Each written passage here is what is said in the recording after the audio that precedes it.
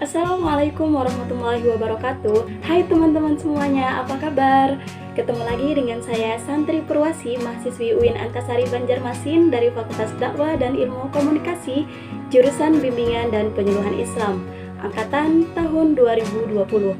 Baik, pada video kali ini saya akan memaparkan jawaban dari pertanyaan final tes mata kuliah retorika.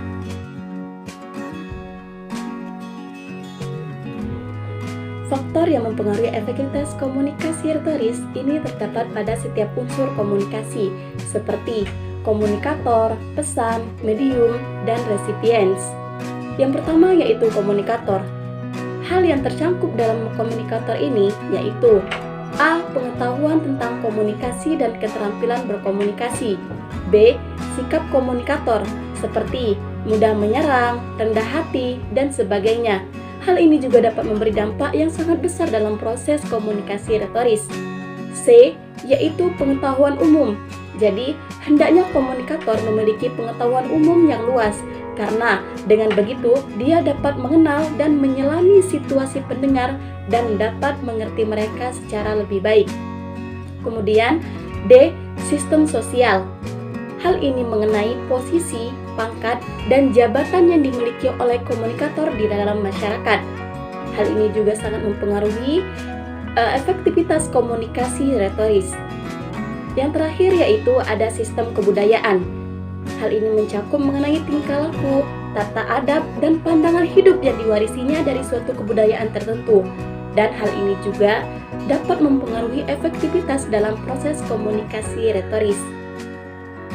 Kemudian, unsur yang kedua yaitu ada namanya recipients, yang mana recipients ini mencakup A. Pengetahuan tentang komunikasi dan keterampilan berkomunikasi. Jadi, supaya dapat terjadi komunikasi, recipients harus menguasai bahasa yang dipergunakan. Kemudian, B yaitu sikap recipients. Sikap-sikap positif seperti terbuka, senang, tertarik, dan simpatik akan memberi pengaruh positif dalam proses komunikasi dan sebaliknya. C. Sistem sosial dan kebudayaan. Kemudian unsur yang ketiga yaitu ada pesan dan medium. Di sini pesan dan medium ini mencakup A. Elemen-elemen pesan. Jadi dalam proses ini komunikator harus memperhatikan elemen-elemen yang membentuk pesan. B. Struktur pesan. Jadi, struktur pesan ini yang ingin disampaikan juga akan dapat mempengaruhi efektivitas proses komunikasi retoris. C. Yaitu isi pesan. Jadi, isi pesan yang diungkapkan lewat medium harus dipertentangkan dengan situasi recipients. D. Yaitu proses pembeberan, yang mana yang dimaksudkan adalah cara membawakan dan mengemukakan pesan dari komunikator. Kaidah-kaidah retorika dalam berdakwah antara lain A. Memberi keteladanan sebelum berdakwah. Maksudnya seperti apa? Jadi, sebelum berdakwah, hendaknya seorang dai memberikan contoh yang baik terlebih dahulu, agar dakwah itu dapat diterima oleh mad'u. B. Mengikat hati sebelum menjelaskan, yaitu hendaknya seorang dai menumbuhkan rasa empati dan simpati, serta menjalin hubungan yang baik dengan mad'unya. Jadi bersikaplah lemah lembut terhadap mad'u, jangan pernah berkata kasar sehingga membuat mereka membantah dan tidak mau mendengarkan pesan dari dakwah yang kita sampaikan. Kemudian, pada intinya, kita harus mampu memahami keadaan seorang mad'u. Kemudian, C, yaitu mengenalkan sebelum memberi beban. Jadi, seorang dai jangan sampai membebankan suatu amalan kepada mad'u sebelum mengajarkannya dengan baik. Baik beban suatu amalan yang hukumnya wajib ataupun sunnah. Kemudian, selanjutnya D. Bertahap dalam memberi beban, seperti pengharaman khamar, minuman keras, dan perjudian. E. Mempermudah bukan mempersulit. Hendaknya seorang dai paham betul akan tingkatan hukum syariah. Contoh, amalan-amalan wajib, sunnah, makruh, haram, ataupun mubah. Untuk itu, ketika menyampaikan dakwah kepada orang awam akan agama, maka jangan mempersulit mereka dengan amalan-amalan sunnah, sedangkan amalan-amalan wajib belum secara istiqomah mereka kerjakan. F. mendahulukan yang pokok sebelum yang cabang. Maksudnya seperti apa? Jadi, seorang dai dalam menyampaikan suatu ceramah hendaknya yang pokok-pokok dahulu atau ibadah-ibadah yang wajib dahulu sebelum menyampaikan ibadah-ibadah yang sunnah. Kemudian, G. Membesarkan hati sebelum memberi ancaman. Maksudnya, seorang dai hendaknya mengarahkan mad'u untuk dapat memahami hal-hal targhib atau kabar gembira dan harapan sebelum tarhib atau ancaman. Contohnya, kita mengabarkan mengenai jaminan surga bagi orang-orang yang ahli ibadah. Kemudian, H. Memahamkan bukan mendikte. Inilah sebetulnya tugas utama seorang dai, yaitu memahamkan umat tentang ajaran-ajaran Islam, bukan hanya mendikte atau asal perintah. I. Mendidik bukan sekedar melarang. Jadi, seorang dai harus berupaya memberikan didikan yang baik kepada mad'unya, tidak melarang setiap ada hal-hal yang tidak bersesuaian dengan agama.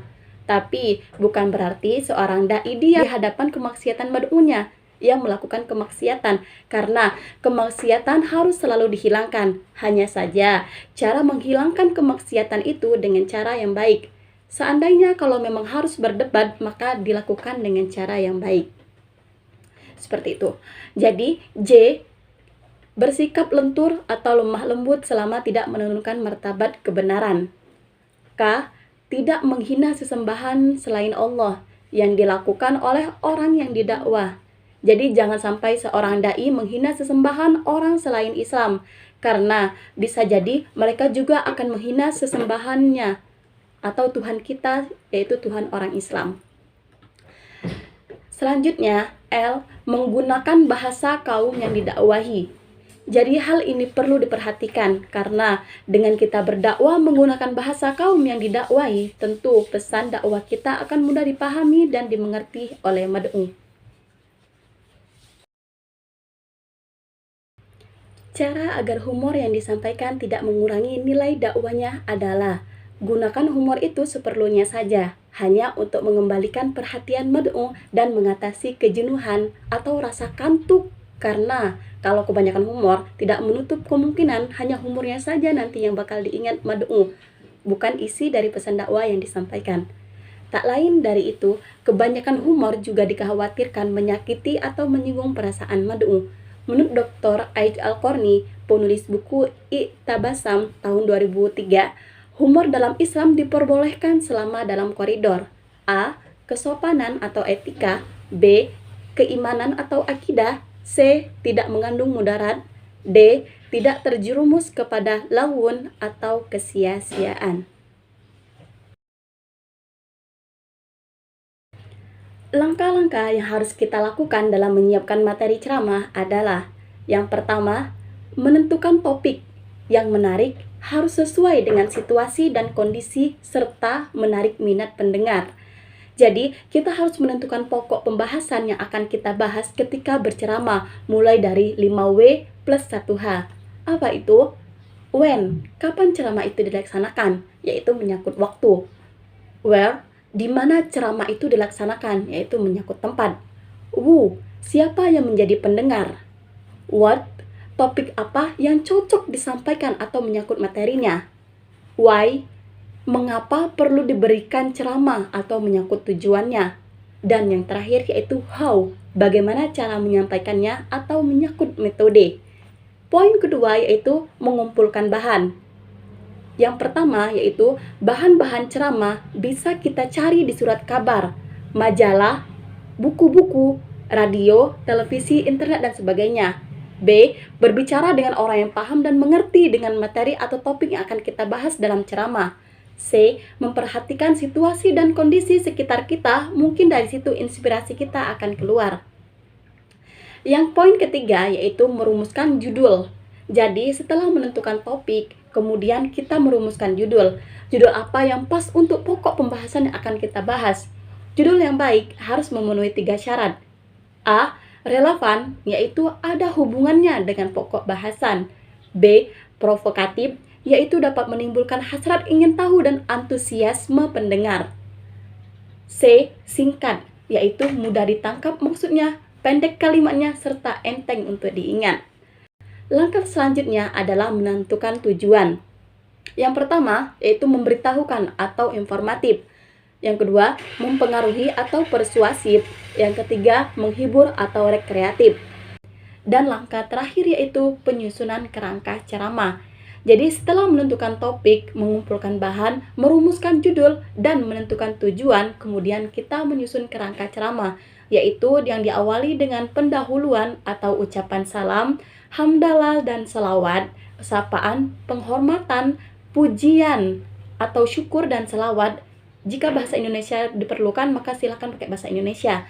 Kemudian ucapan terima kasih, perkenalan diri kalau perlu, penyampaian topik dan manfaatnya.